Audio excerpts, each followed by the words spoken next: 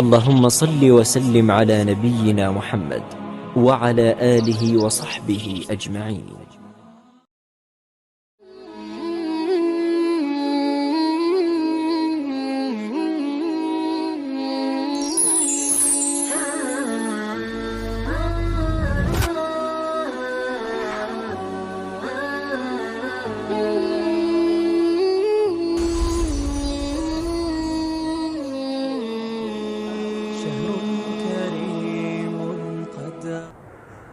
بسم اللہ الرحمن الرحیم والصلاة والسلام علی رسول اللہ وعلی آلہ وصحبہ ومن تبعہم بإحسان الی یوم الدین وبعد فاعوذ باللہ من الشیطان الرجیم بسم اللہ الرحمن الرحیم وَإِذْ قَالَ رَبُّكَ لِلْمَلَائِكَةِ إِنِّي جَاعِلٌ فِي الْأَرْضِ خلیفہ۔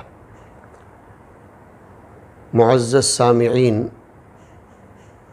ابھی تھوڑے لمحات پہلے میں اپنے کچھ احباب کے ساتھ بیٹھا ہوا تھا تو ایک بحث چھڑی تھی کسی حکم کو ایشیو کرنے کی اور اس کو لاگو کرنے کی۔ میرا ذہن قصہ تخلیق آدم کی طرف چلا گیا۔ حضرت آدم علی نبینا و علیہ الصلاۃ والسلام کو جب اللہ تبارک و تعالیٰ نے اس سرزمین پر اپنے احکام نافذ کرنے کے لیے، جاری کرنے کے لیے اور مرتبہ عمل میں لانے کے لیے پیدا کرنے کا ارادہ حضرات ملائکہ علیہم الصلاۃ والسلام کے سامنے ظاہر فرمایا تاکہ انہیں اعتماد میں رکھا جا سکے اور ان کے اعتماد کو بحال رکھا جا سکے۔ دونوں باتیں اپنی جگہ ہیں۔ اللہ رب العزت کو کسی کو اعتماد میں رکھنے کی ضرورت بھی نہیں ہے اور کسی کا اعتماد بحال رکھنے کی بھی ضرورت نہیں ہے، لیکن مفسرین نے، محدثین نے لکھا ہے کہ جیسے نبی کریم صلی اللہ علیہ وسلم کے بہت سے افعال اور آپ کے اقوال تعلیم امت کے لیے ہوا کرتے تھے، ویسے اللہ رب العزت نے بھی اس مخلوق کو بہت سی چیزیں سکھانے کے لیے اپنے آپ پر لاگو کی۔ وہ ان کی حکمت تکوینیہ ہے۔ جیسے لگے ہاتھ سمجھاتا چلوں، مفسرین نے لکھا کہ ان ربکم اللہ الذی خلق السماوات والارض فی 6 ایام، کہ اللہ تعالیٰ نے آسمانوں اور زمینوں کو 6 دنوں میں پیدا کیا، جبکہ اس کے یہاں کا حال تو یہ ہے کہ فعال لما یرید، اس کے یہاں کا حال تو یہ ہے کہ انما امرہ اذا اراد شیئا ان یقول له کن فیکون۔ لیکن ابن کثیر دمشقی نے اور ابن جریر طبری نے دونوں نے بہت اچھے جملے لکھے ہیں کہ وَلَوْ شَاءَ اللَّهُ تَعَالَى لَخَلَقَهُنَّ فِي لَمْحَةٍ لَكِنْ عَدَلَ عَنْهُ لِتَعْلِيمِ خَلْقِهِ التَّثَبُّتِ، کہ اگر اللہ تعالیٰ چاہتے تو آسمانوں اور زمینوں کو ایک سیکنڈ میں پیدا کر دیتے، لیکن انہوں نے 6 دن کا وقت لیا اپنی مخلوق کو تدرج، آہستگی، سلیقہ، تأنی اور اطمینان کے ساتھ کام کرنے کو سکھانے کے لیے۔ بہرحال حضرت آدم علیہ السلام کو جب اللہ تعالیٰ نے پیدا کرنے کے ارادے کا اظہار فرمایا تو الفاظ پر غور کیجئے۔ لفظ خلیفتن کا انتخاب فرمایا کہ انی جاعل فی الارض خلیفتن، کہ میں زمین میں ایک خلیفہ بنانے والا ہوں، مقرر کرنے والا ہوں۔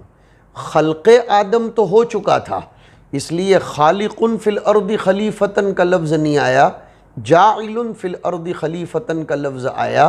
خلق آدم آسمان پر ہو چکا تھا، وہاں جعل خلیفہ کی ضرورت نہیں تھی۔ ایک باریک نکتے کی طرف امام رازی نے اشارہ فرمایا ہے کہ خلافت فی السماء ضرورت نہیں ہے، اس لیے کہ سماء محل فساد نہیں ہیں، آسمانوں میں فساد، بغاوت اور معصیت نہیں ہوتی۔ اسی لیے تو فرمایا کہ وَإِذَا قِيلَ لَهُمْ لَا تُفْسِدُوا فِي الْأَرْضِ، اور آیا وَلَا تُفْسِدُوا فِي الْأَرْضِ، زمین میں ہی فساد برپا ہوتا ہے۔ زمین محل صلاح بھی ہے، محل فساد بھی ہے۔ وجہ کیا ہے؟ زمین میں دونوں قسم کی مخلوق بستی ہے، زمین میں ہر قسم کا عنصر موجود ہے، عنصر ترابی بھی ہے، عنصر ناری بھی ہے، مٹی بھی ہے، آگ بھی ہے۔ تو اللہ تعالیٰ نے حضرت آدم علیہ السلام کو زمین میں خلیفہ بنا کر مقرر فرمایا۔ یہاں سے ہم اولاد آدم کو اپنی اصلیت اور اپنی حیثیت کا استحضار کرنا چاہیے۔ یہ بہت نکتے کی بات آج کی نشست میں سمجھانا چاہتا ہوں۔ ہم نے اپنی حیثیت کو نہیں سمجھا ہے اصل میں۔ من لم یعرف نفسہ لم یعرف ربہ، جو معرفت نفس نہیں رکھتا، جو اپنے آپ کو نہیں پہچان سکتا، وہ اپنے رب کی معرفت کی حصول یابی میں بھی ناکام ہوتا ہے۔ ہمیں اپنی معرفت ہونی چاہیے کہ ہمارے اس روئے زمین پر پیدا کیے جانے کا ایک مقصد تشریع ہے، ایک مقصد تکوین ہے۔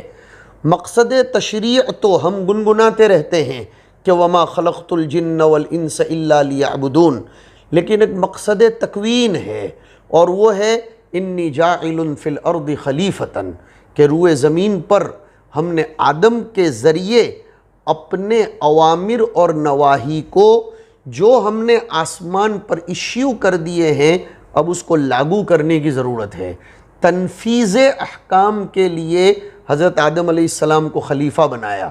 ایک بہت بڑی تربیت کی بات ہے اس میں کہ آدم اور اولاد آدم روئے زمین پر مستقل مخلوق بن کر پیدا نہیں ہوئے، بلکہ تابع بن کر پیدا ہوئے ہیں۔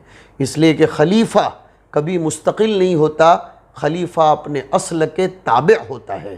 خلیفہ خود مختار نہیں ہوتا، بلکہ خلیفہ تابع اصل ہوتا ہے، اور اسی کو اللہ رب العزت نے وَأَنفِقُوا مِمَّا جَعَلَكُمْ مُسْتَخْلَفِينَ فِيهِ فرمایا ہے۔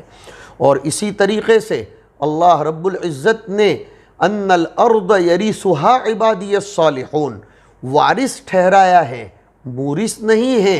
مورث تو اللہ تعالیٰ ہے۔ إِنَّ الْأَرْضَ لِلَّهِ، یہ نقطے کی طرف دھیان دینا چاہیے کہ ان الارض للہ، مورث وہ ہے، اس لیے یورثها، وہ مورث ہے، من یشاء من عبادہ، وہ اپنے بندوں میں سے جس کو چاہتا ہے اپنی مورثیت کی حیثیت کا لحاظ کرتے ہوئے وارث بنا دیتا ہے۔ والعاقبۃ للمتقین۔ تو میرا بہت اہم اور مرکزی پیغام یہ ہے، ہم اپنی حیثیت کو پہچانیں۔ اصل میں زمین میں جو بگاڑ پیدا ہوا ہے وہ اس سے پیدا ہوا کہ انسان نے اپنی اصلیت اور اپنی حیثیت کو بھلا دیا۔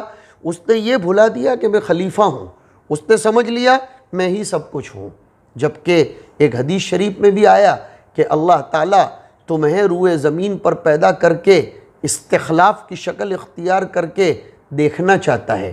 ان الارض حلوۃ خضرۃ، ایک روایت میں ان الدنیا حلوۃ خضرۃ وَإِنَّ اللَّهَ مُسْتَخْلِفُكُمْ فِيهَا فَنَاظِرٌ مَا كُنْتُمْ تَعْمَلُونَ، یا فَيَنْظُرْ كَيْفَ كُنْتُمْ تَعْمَلُونَ، یا كَيْفَ أَنْتُمْ تَعْمَلُونَ۔ مختلف قسم کی روایات آئی ہیں کہ یہ دنیا سرسبز، شاداب، لہلہاتی ہوئی، اپنی طرف لبھانے والی ہے، لیکن اللہ نے اس میں تم کو خلیفہ بنایا ہے۔ انسان اپنی حیثیت کو سمجھ کر چلے کہ میں اس دنیا میں خود مختار حکومت لے کر نہیں چل سکتا ہوں، میں اپنی ہی چلاؤں نہیں۔ اس لیے اور ایک جملہ سن لیجئے، دنیا صلاح پر، اصلاح پر، دنیا نبات پر، انبات پر، دنیا ہر قسم کی ترقی پر، ازدہار پر، عروج پر تب تک قائم رہے گی جب تک انسان اس سرزمین پر خلافت کی حیثیت کو برقرار رکھ کر چلے گا۔ اور جہاں انسان نے اپنے خلیفہ ہونے کو فراموش کر دیا تو پھر روئے زمین پر فساد مچے گا۔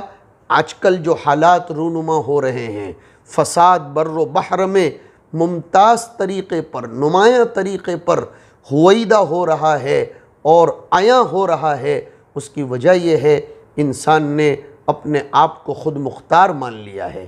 انسان اپنے رب کی منشا کے مطابق نہیں چل رہا ہے۔ خلیفہ وہی ہوتا ہے جو اپنے اصل کی منشا کو پیش نظر رکھ کر چلے۔ دنیا میں اگر کسی نائب نے اپنے اصل کی پالیسیز کے خلاف کر لیا، اپنے اصل کی حیثیت کو کھو دیا اور اس کو ٹرن مار کر، اس کو کنارے لگا کر خود آگے بڑھنے کی کوشش کی، تو ایسی تنظیمیں، ایسے ادارے، ایسی تحریکیں یہ پنپ نہیں پاتی ہیں، بلکہ بہت مختصر وقت میں وہ زوال پذیر ہو جاتی ہیں۔ اور یہیں سے مجھے یاد آ رہا ہے، اللہ تعالیٰ میرے اساتذہ کرام کو جزائے خیر دے، مولانا علی میاں صاحب رحمۃ اللہ علیہ نے اسی حقیقت کو سمجھا تھا کہ مسلمان اللہ کی منشا کو سمجھنے والا یہی اس روئے زمین پر خلیفہ ہے، اور اسی نے دنیا میں خلافت کے قانون کو جاری کر کے اللہ رب العزت کے قوانین کی تنفیذ کی۔ لیکن جس دن سے اس مسلمان نے اپنی خلافت کی حیثیت کو کھو دیا تو روئے زمین میں خسارہ عام ہو گیا۔ مولانا نے اس حقیقت کو سمجھ کر ایک مستقل کتاب لکھی، اور وہ ان کی زندگی کی اپنی پہلی کتاب تھی جس نے عربوں کو ہلا کر رکھ دیا، اور اس کا نام ہی حضرت نے رکھا ماذا خسر العالم بانحطاط المسلمین، اور اس کا اردو ترجمہ عجیب تعبیر اختیار کر کے کیا ہے کہ اسلامی دنیا پر مسلمانوں کے عروج و زوال کا اثر۔ اس نام میں ہی پیغام ہے۔ کتاب ہم بعد میں پڑھیں، لیکن نام کے اندر غور کریں کہ مسلمان جتنا عروج پر جائے گا اتنا دنیا ترقی کرتی رہے گی، اور مسلمان اگر زوال پذیر ہوگا تو پھر یہ دنیا منحط ہوگی، گرے گی، اور اس کا خسارہ سب کو اٹھانا پڑے گا، اس لیے کہ انسان کو خلیفہ بنا کر پیدا کیا گیا ہے، اور یہ اپنی معرفت تب تک رکھے گا جب تک کہ وہ اپنی اصلیت کو بھی بھلا نہیں سکتا۔ دیکھو، آسمان پر پیدا کرنا تھا، آسمان پر پیدا کرنا تھا حضرت آدم علیہ السلام کو۔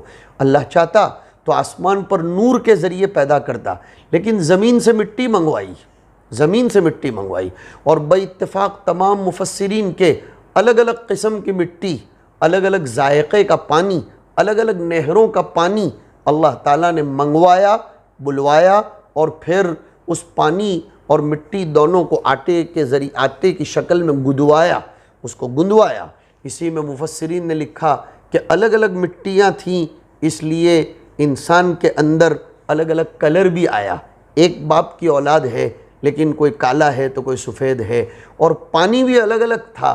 پانی کا اثر مزاج پر پڑتا ہے، مزاج پانی سے متاثر ہوتا ہے، تو ایک ہی باپ کی اولاد کے مزاج الگ الگ ہوتے ہیں۔ ہمارے دو چار بھائی ہوں، ایک کا مزاج حدت والا، طیش والا ہوتا ہے، ایک کا مزاج برودت والا ہوتا ہے۔ بہرحال حضرت آدم علیہ السلام کو اور ہم اولاد آدم کو اللہ نے اس زمین پر خلیفہ بنا کر بھیجا ہے۔ ہمارا فرض منصبی یہ ہے پوائنٹ کی بات، ہمارا فرض منصبی یہ ہے اللہ کے احکام کی ہم دنیا میں تنفیذ کریں، خدا کا پیغام ہم دنیا میں پہنچائیں، اللہ کے علوم کی ترویج اور اس کی نشر و اشاعت کریں۔ اور پھر یہ ایک نقطہ اور دیکھیے کہ حضرت آدم علیہ السلام کو فرشتوں پر فضیلت جو دی گئی وہ اس بنیاد پر دی گئی تھی کہ حضرت آدم دنیا بھر کی چیزوں کے نام، ان کے مصالح، ان کے مفاسد، ان کے منافع، ان کے مضار، ان کے استعمال کے طریقے اور ان کے استعمال میں ودیعت کردہ حکمتوں کو جانتے تھے۔ اس بنیاد پر حضرت آدم علیہ السلام کو ملائکہ پر فضیلت ملی۔ اب ہم لوگ یہ سمجھتے ہیں ہم زیادہ نمازیں پڑھ کے فضیلتیں حاصل کر لیں گے، ہم زیادہ روزے رکھ کر فضیلتیں حاصل کر لیں گے، ہم تسلسل فی العبادت کر کے فضیلتیں حاصل کر لیں گے۔ حقیقت یہ ہے ہم نے قصہ تخلیق آدم کو اس کے قرآنی مزاج کے مطابق نہیں سمجھا ہے۔ یہ میرا لفظ بہت گہرائی کی طرف مشیر ہے اور داعی ہے۔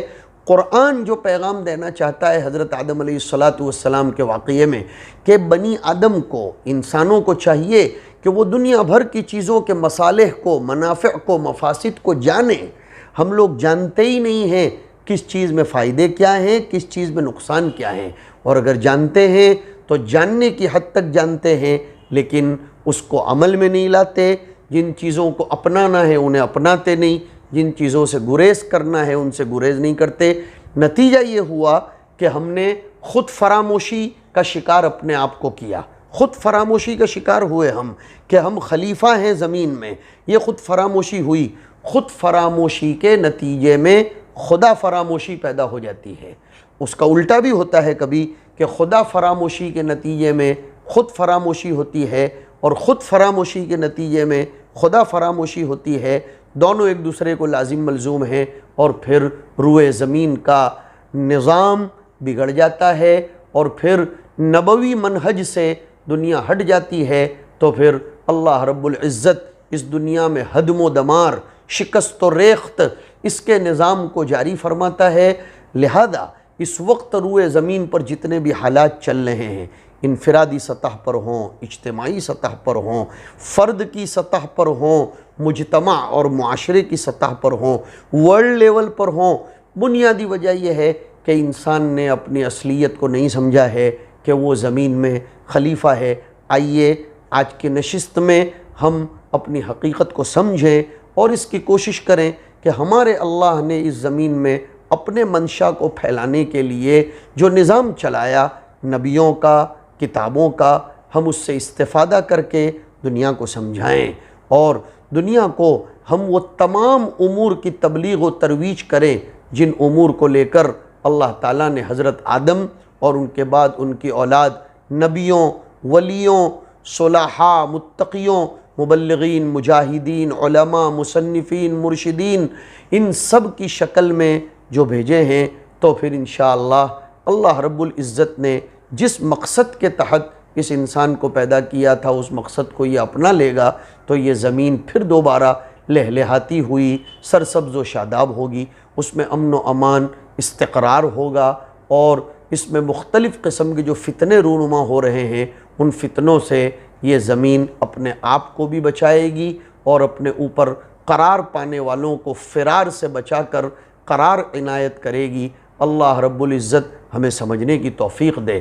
اسی لیے تو 27ویں پارے کے دوسرے رکوع میں اللہ تعالیٰ نے فرمایا فروا الی اللہ، فروا الی اللہ، اللہ کی طرف دوڑو۔ چلنے کا لفظ بھی نہیں آیا، دوڑنے کے لیے فرمایا گیا ہے۔ اللہ کے نظام کی طرف چلو۔ ہم لوگ نصاب اور نظام دونوں کو لیں گے تو کام چلے گا۔ نصاب محمدی کو تو کسی درجے اپنایا جا رہا ہے، معاف کیجئے، نظام محمدی کو نہیں اپنایا جا رہا ہے۔ وہ نظام محمدی کوئی الگ چیز نہیں ہے، وہ نظام محمدی نظام الہی ہے۔ جس نظام الہی کو جاری کرنے کے لیے آدم علیہ السلام کو اس زمین پر پیدا کیا گیا، یہ آخری اور شروع کلام دونوں مربوط رہے، اس لیے میں نے اخیر میں یہ جملہ کہا۔ اللہ تعالی ہمیں اپنی حقیقت سمجھنے کی توفیق نصیب فرمائے۔ وصلی اللہ علی النبی۔ قد أطل شهر الصيام والعمل